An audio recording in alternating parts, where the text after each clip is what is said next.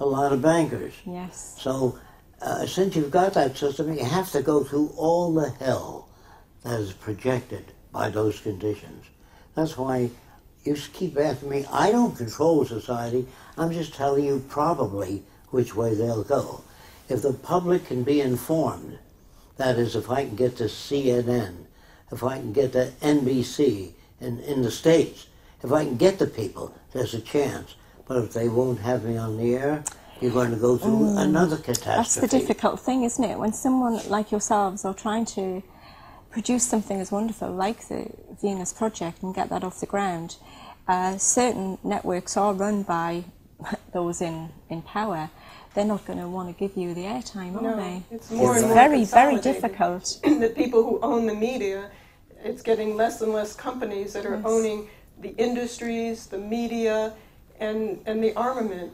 So they don't want anything to get in the way with the way they do things. No. They don't want anybody talking against it. Mm-hmm. And they have that control. Now, at the moment, we see things kicking off in Iran. The next things we're going to start in here is weapons of mass destruction. You've got that. And it just seems to be perpetual. There's always something. They're always blaming someone for something and starting a war somewhere. Mm-hmm. How do we stop that from happening? Let me tell you something. The American government has 300 submarines. Each one has more destructive power than all the wars in history. What can you accomplish with that? Then they made a place for senators to go under a mountain with 6 months of food and things. What do you come out to, a burnt-out cinder of radioactive world? How stupid can you be? So I do a lecture called The Limitless Dimensions of Human Stupidity, and that's what it's about. People don't know, and you have to get this information out there. Soldiers, for example, are killing machines to me. They're trained how to kill. We would train soldiers as problem solvers, send them back to school and give them the world's problems, and teach them how to be problem solvers in ecology, human behavior, bridging the difference between nations. How do you bridge the difference? So I said to myself, when I was designing this new society, how do you know you can change people? I said, I don't know. I was talking to myself. So I said, why don't you do something, see if your system works? So I joined the Ku Klux Klan in Miami, and I dissolved it in a month and a half. Then I joined the White Citizens Council. They hate foreigners. I dissolved it in 1 month. And I asked questions in New York. I said, what are the most backward people here? They said, the Arabs. I said, what makes you think they're backward? They still believe the earth is flat. So I said, boy, I got to go in there and dissolve them. So I've worked out a system for doing that.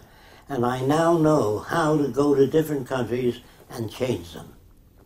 And it's all about education, isn't it? Yes. So we have to start really with the children. Teach the children well. Oh, no, that would take too long. There'll be a war long before that. Well, that's the thing. Are we going to blow each other up first? We don't have that much time. So right now we've got to make major motion pictures to change society as it is. By the time the children go off the earth, it'll be contaminated completely. There's a point of no return. It already is. And so human being thinks that they're the greatest creation of nature. They're spiritual beings. They put themselves on a pedestal. And they're the ones that are poisoning the air, killing each other in the name of God. Do you believe in my God? No? Boom. If you believe in your God. So, do you believe in God? No, of course not. What do you believe in? Oh, I believe that if you want a better world, you have to get up off your butt and make it better. But do you believe there's a force and energy, not a man with a long white flowing beard? I mean, is nature harmonious? Well, is there an energy, a creative force behind everything? What do you really think? You mean the sun? Possibly. A consciousness, even. Well, we're not conscious. That's a word people invented as an ego problem. The reason you can't be conscious, because you can't see radio waves here. You can't see germs. They're all over the place. So you're only as conscious as your receptors enable you to be. Can you understand that? Do you understand the 100 Monkey Syndrome? Have you heard of the 100 Monkey Syndrome? Yes, I know Kenneth Keyes. He used to attend my sessions. Okay. The guy that wrote the book. Okay. And it was all made up. There's no basis of fact. It's all made up? Yes, no basis of fact. There are many books and papers that debunk that. Oh, really? That's interesting. Yes. Because a lot of people do seem to believe Kenneth that. Keyes Doesn't make it so. said to me, Well, maybe not the 100 monkeys, but the consciousness itself. People link into it. no such thing.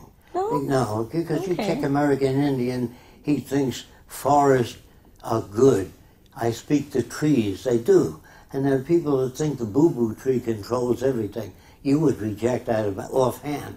And people think there's some intelligence in nature, some kind of harmony. So I look at nature and I see all the big fish eating all the little fish. Now, if you want to call that harmony, I see tsunamis that drown thousands of people. I see earthquakes that cave buildings. What do you mean by harmony? If you look out into the universe, there are solar systems that explode. Do you call that harmony?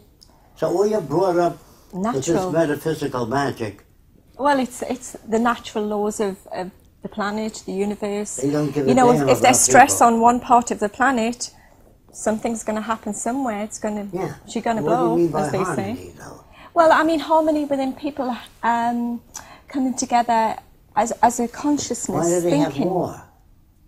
If there's Well, consciousness. well, because, as I said, there's certain bodies who want that, yes, because some it's good people for want- family business. Lots of We're people asking are people- unconscious. Most people don't want their children to go to war or be blowing up, so I think that would be about 99% of the planet, actually. We're asking people to come together with a methodology of how to make the intelligent management of the Earth's resources, not a consciousness that really doesn't have much meaning or has a different meaning to everybody that you talk to. But how do you grow plants better and quicker? How do you make people more creative and cooperative? How do you eliminate crime, poverty, corruption?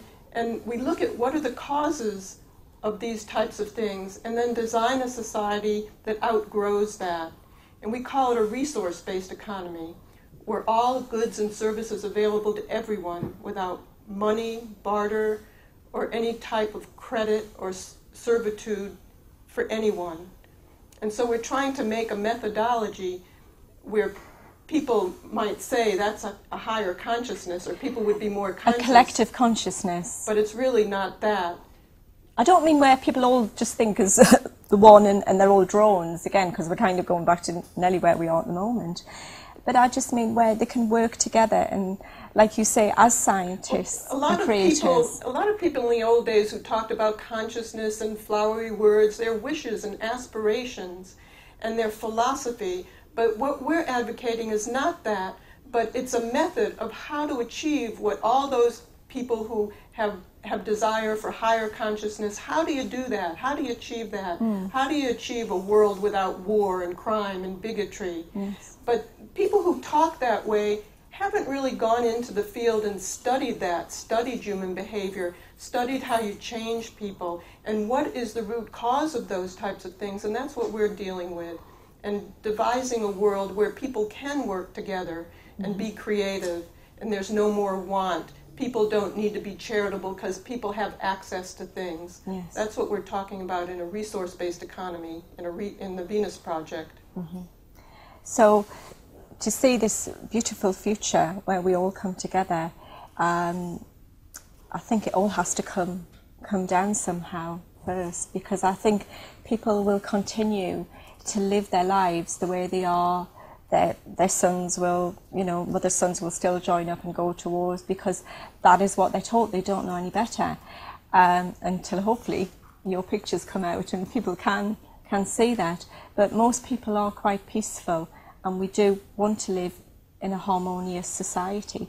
But back to the original point, there's those in power who won't let it happen. So I just want to say on this kind of finishing note, really, if you had a message and you could just talk to people out there, what would your main message be to just bring people together? The Venus Project, www.TheVenusProject.com. We answer thousands of questions, show you what the cities would be like, what the schools would be like in the future, and if people don't do that, people ask me, how long will it take to make the world a beautiful place? It is not up to me. It's up to you, what you do out there. If you do nothing, nothing will happen. So my message is, look into the Venus Project.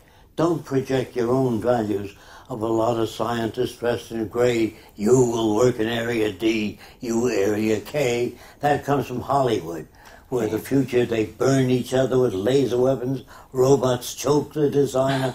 That's Hollywood hacks writing about the future, which know nothing about those things.